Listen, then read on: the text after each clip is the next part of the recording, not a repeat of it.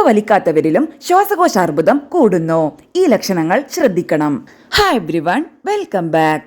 August മാസം ശ്വാസകോശാർബുദ ബോധവൽക്കരണ മാസമായി ലോകമെമ്പാടും ആചരിക്കപ്പെടുന്നു.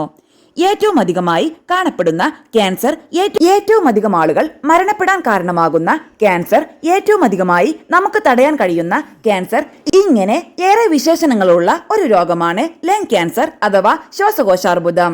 ആശ്വാസകരമെന്ന് പറയട്ടെ, ചികിത്സാ മുന്നേറ്റങ്ങളിൽ മുൻപന്തിയിൽ നിൽക്കുന്ന രോഗങ്ങളിൽ ഒന്നുകൂടിയാണ് ലങ് ക്യാൻസർ. ചില കാര്യങ്ങൾ ശ്രദ്ധിക്കാം. രോഗകാരണങ്ങൾ. ഒന്നാം നമ്പർ വില്ലൻ ആരാണെന്നതിൽ തർക്കമില്ല. പുകവലി ശീലം തന്നെയാണ് പ്രധാന കാരണം. ഒരു 80% പേരിലും മറ്റൊരു കാരണം അന്വേഷിക്കേണ്ടതില്ല. പുകവലിക്കാത്തവരെ അപേക്ഷിച്ച് പുകവലിക്കാർക്ക് ഈ രോഗം വരാൻ 10 മുതൽ 30 മടങ്ങ് വരെ സാധ്യത കൽപ്പിക്കപ്പെടുന്നു. ഇതിലൊക്കെ എന്തു കാര്യം? എനിക്ക് പരിചയമുള്ള ഒരാൾക്ക് ഒരു ദുശീലവും ഇല്ലായിരുന്നു. അങ്ങനെ പറയുന്നവർ ദുശീലങ്ങൾക്ക് ന്യായീകരണം കണ്ടെത്താൻ ശ്രമിക്കുകയാണ്. അശ്രദ്ധയോടെ വണ്ടി ഓടിക്കുന്നവർക്കല്ലേ കൂടുതൽ അപകട സാധ്യത. മറ്റൊരു കാര്യം ശീലങ്ങളെ കുറിച്ചാണ്. പുകവലി ശീലമാക്കുന്നത് പലപ്പോഴും കൗമാരത്തിലാണ്. രോഗം വരുന്നതോ വാർദ്ധക്യത്തിലും. ഇത് ചൂണ്ടിക്കാണിക്കുന്നത് 2 കാര്യങ്ങളാണ്. ഒന്ന്, നമ്മൾ കൗമാരക്കാരെയും ചെറുപ്പക്കാരെയുമാണ് ശ്രദ്ധിക്കേണ്ടത്.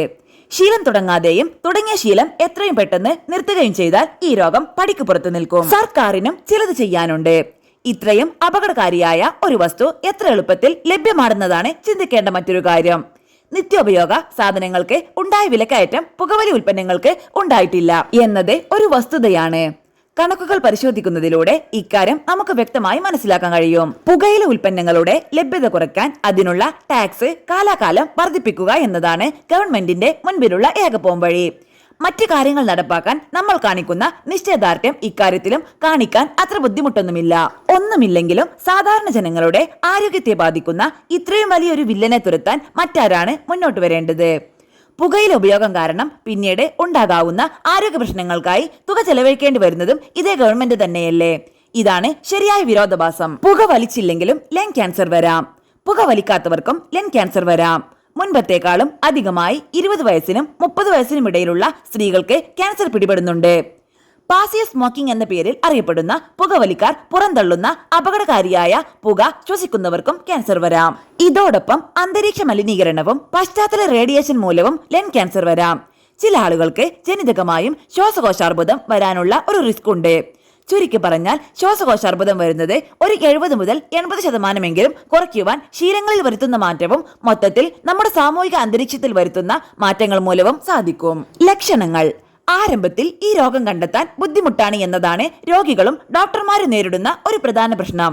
കാരണം ശ്വാസകോശാർബുദം അതിന്റെ ആരംഭഘട്ടത്തിൽ യാതൊരു ബുദ്ധിമുട്ടുകളും രോഗിക്ക് ഉണ്ടാക്കണമെന്നില്ല. ക്രമേണ രോഗലക്ഷണങ്ങൾ പ്രത്യക്ഷപ്പെടാൻ തുടങ്ങുന്നു. ഇനി പറയുന്ന ചില ലക്ഷണങ്ങളാണ് ലങ് ക്യാൻസറിലേക്ക് വിരൽ ചൂണ്ടുന്നത്. വിട്ടുമാറാത്ത ചുമ, ശ്വാസം മുട്ടൽ, ശബ്ദത്തിന് വ്യതിയാനം, രക്തം കലർന്ന കഫം പോവുക, ശരീരം അകാരണമായി മെലിയുക, വിശപ്പില്ലായ്മ, നെഞ്ചിൽ വേദന, കഴുത്തിൽ മുഴകൾ പ്രത്യക്ഷപ്പെടുക. ഇവിടെ പറഞ്ഞ ഒരു ലക്ഷണവും ക്യാൻസറിന്റെ ആരംഭഘട്ടത്തിലെ ലക്ഷണങ്ങൾ ആവണമെന്നില്ല. അപ്പോൾ പിന്നെ രോഗം ആരംഭത്തിൽ കണ്ടെത്താൻ എന്താണ് വഴി? ആർക്കൊക്കെയാണ് രോഗം ആദ്യഘട്ടത്തിൽ കണ്ടെത്താൻ സാധിക്കുന്നത്? ഇപ്പോൾ പറഞ്ഞ ലക്ഷണങ്ങൾ വിട്ടുമാറാതെ വരുമ്പോൾ ഒരു എക്സ്റേയോ അല്ലെങ്കിൽ CT സ്കാനോ ചെയ്യുമ്പോഴാണ് ചില രോഗികളിൽ രോഗം കണ്ടെത്തുന്നത്. അവരിൽ ചിലരെങ്കിലും ആദ്യഘട്ടത്തിലായിരിക്കാം രോഗം കണ്ടെത്തുന്നത്. പുകവലിക്കാർക്ക് ശ്വാസകോശാർബുദം സ്ക്രീനിംഗ് CT സ്കാൻ വഴി ചെയ്തു കൊടുക്കാറുണ്ട്. 50 വയസ്സിന് മുകളിൽ പ്രായമുള്ള നീണ്ടകാലം പുകവലി ശീലമുള്ള നിലവിൽ നല്ല ആരോഗ്യമുള്ള വ്യക്തികൾക്കാണ് സ്ക്രീനിംഗ് CT ചെയ്തു കൊടുക്കുന്നത്. ശ്വാസകോശാർബുദം ചികിത്സാ രീതികൾ. ലങ് ക്യാൻസർ ചികിത്സാ രീതിയിൽ സമൂലമായ മാറ്റങ്ങളാണ് വന്നിട്ടുള്ളത്. ഏറ്റവും പ്രധാനപ്പെട്ട കാര്യം എത്രാമത്തെ സ്റ്റേജിലാണ് രോഗം കണ്ടെത്തിയത് എന്നതാണ്.